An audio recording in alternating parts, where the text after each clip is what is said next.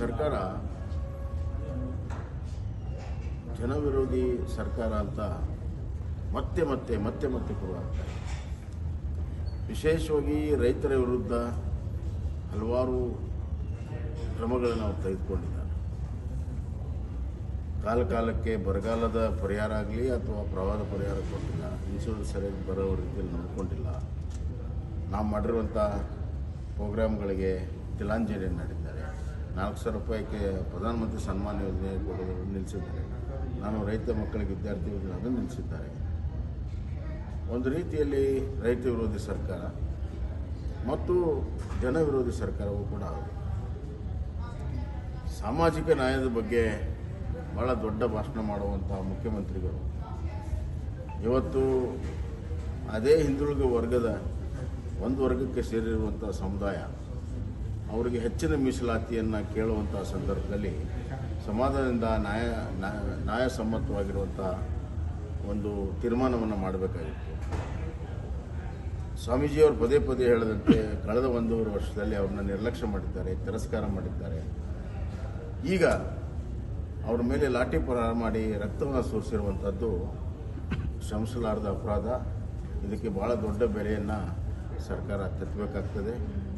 ಈ ಪೊಲೀಸ್ ಆಡಳಿತ ಈ ಒಂದು ದೌರ್ಜನ್ಯ ಭಾಳ ದಿವಸ ನಡೆಯೋದಿಲ್ಲ ಅನ್ನುವಂಥ ಎಚ್ಚರಿಕೆ ಕೊಡ್ತೇನೆ. ಮತ್ತು ಮುಖ್ಯಮಂತ್ರಿಗಳು ನಿನ್ನೆ ಅಫಿಡವಿಟ್ ಬಗ್ಗೆ ಮಾತಾಡಿದ್ದಾರೆ. ನಾವೇ ಆಜ್ಞೆಯನ್ನು ಮಾಡಿದ್ದೇವೆ. ರಿಲಿಜಿಯಸ್ ರಿಸರ್ವೇಷನ್ ತೆಗೆದು 4% ಅವ್ರಿಗಿದ್ದನ್ನು 5 ಇದ್ದದನ್ನು 7 ಮತ್ತು ಒಕ್ಕಲಿಗ ಸಮುದಾಯಕ್ಕೆ ಅದಕ್ಕೂ ಕೂಡ 5 ಇದ್ದನ್ನು 6 ಮಾಡಿ 7 ಮಾಡಿ ನಾವು ಆಜ್ಞೆನ ಮಾಡಿದ್ವಿ. ನಾವೇ ಆಜ್ಞೆ ಮಾಡಿ ನಾವ್ಯಾಕೆ ಅದಕ್ಕೆ ಇಷ್ಟ ತರೋದು? ಸಿದ್ದರಾಮಯ್ಯವ್ರ ಬೆಂಬಲಿಗರೇ ಹಿನ್ನೆಲೆಯಲ್ಲಿದ್ದು ಕೋರ್ಟ್ಗೆ ಹೋಗಿದ್ರು. ಆ ಸಂದರ್ಭದಲ್ಲಿ ನಾವು ಸಂಪೂರ್ಣ ಆರ್ಗ್ಯುಮೆಂಟ್ ಮಾಡೋಕ್ಕೆ ತಯಾರಿದ್ದೀವಿ ಅಂತ ಹೇಳಿದಾಗ ಅವತ್ತು ಕೋರ್ಟು ಹಾಗಾದರೆ ಇದು ಆರ್ಗ್ಯುಮೆಂಟ್ ಮಾಡಿ ಪೂರ್ತಿ ಹೇರ್ ಮಾಡಿ ನಮ್ಮ ಜಜ್ಮೆಂಟ್ ಕೊಡ್ತೀವಿ, ಅಲ್ಲಿವರೆಗೂ ನೀವು ಇಂಪ್ಲಿಮೆಂಟ್ ಮಾಡಬಾರ್ದು ಅಂತ ಹೇಳಿದ್ವಿ. ನಿಮ್ಮ ಮುಂದಿನ ಕೋರ್ಟಿನ ಹಿಯರಿಂಗ್ವರೆಗೂ ನಾವು ಇದನ್ನು ಇಂಪ್ಲಿಮೆಂಟ್ ಮಾಡಲ್ಲ ಅಂತ ಅಷ್ಟೇ ಹೇಳಿದ್ವಿ. ಅದು ಬಿಟ್ಟರೆ ಶಾಶ್ವತವಾಗಿ ನಾವು ನಮ್ಮ ಆಜ್ಞೆಯನ್ನು ತಗೊಳ್ತೀವಿ ಅಂತ ಹೇಳಿದ್ರೆ ಇದೆಲ್ಲ ಗೊತ್ತಿದ್ದರೂ ಕೂಡ ವಿಧಾನಸಭೆಯಲ್ಲಿ ಯುವ ಮುಖ್ಯಮಂತ್ರಿಗಳು ಸುಪ್ರೀಂ ಕೋರ್ಟ್ ಆದೇಶವನ್ನು ಕೊಟ್ಟು, ಸುಪ್ರೀಂ ಕೋರ್ಟಿನ ಆದೇಶನೇ ಕೊಟ್ಟಿಲ್ಲ ಕೇಸನ್ನು. ಕಳೆದ ಜೂನ್ ತಿಂಗಳು 27ನೇ ತಾರೀಕಿಗೆ ಅದನ್ನು ಹಿಯರಿಂಗನ್ನು 23 ಇಸ್ವಿಗೆ ಹಿಯರಿಂಗ್ ಮುಂದೆ ಹಾಕಿತ್ತು. ಈ ಸರ್ಕಾರಕ್ಕೆ ಕಾಳಜಿ ಇಲ್ಲ.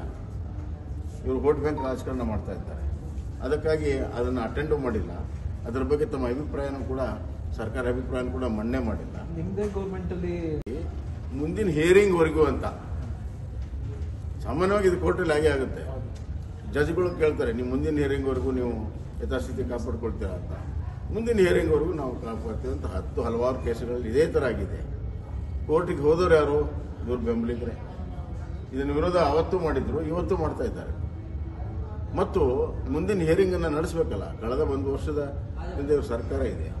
ಇವರು ಮುಂದಿನ ಹಿಯರಿಂಗ್ ನಡೆಸಬೇಕಲ್ಲ, ನಡೆಸೋಕ್ಕೆ ತಯಾರಿಲ್ಲ. ಇದು ಭಾಳ ಸ್ಪಷ್ಟವಾಗಿದೆ. ಇದು ಓಲೈಕೆಯ ರಾಜಕಾರಣದ ಒಂದು ಭಾಗ ಮತ್ತು ನ್ಯಾಯಸಮ್ಮತ ಬೇಡಿಕೆ ಇರುವಂಥ ಕರ್ನಾಟಕದ ಒಂದು ಸಮುದಾಯಕ್ಕೆ ಅನ್ಯಾಯವನ್ನು ಪಂಚಮಸಾಲಿ ಸಮುದಾಯಕ್ಕೆ ಅನ್ಯಾಯವನ್ನು ಮಾಡ್ತಿರುವಂಥ ಭಾಳ ಸ್ಪಷ್ಟವಾಗಿದೆ. ಇದನ್ನು ಈಗಾಗಲೇ ವಿರೋಧ ಪಕ್ಷದವರು ಅದನ್ನು ವಿಧಾನಸಭೆಯಲ್ಲಿ ಹೇಳಿದ್ದಾರೆ. ನಾಳೆ ನಾಡಿದ್ದು ಯಾವತ್ತು ಚರ್ಚೆ ಆಗುತ್ತೆ ಆವಾಗ ಆ ಅಫಿಡವಿಟನ್ನು ಪೂರ್ಣ ಪ್ರಮಾಣದಲ್ಲಿ ಸರಿಯಾದ ಅರ್ಥದಲ್ಲಿ ಓದಿದರೆ ಭಾಳ ಸ್ಪಷ್ಟ ಆಗ್ತದೆ, ದಾರಿ ತಪ್ಪುವಂಥ ಆಗಬಾರ್ದು. ಓಕೆ.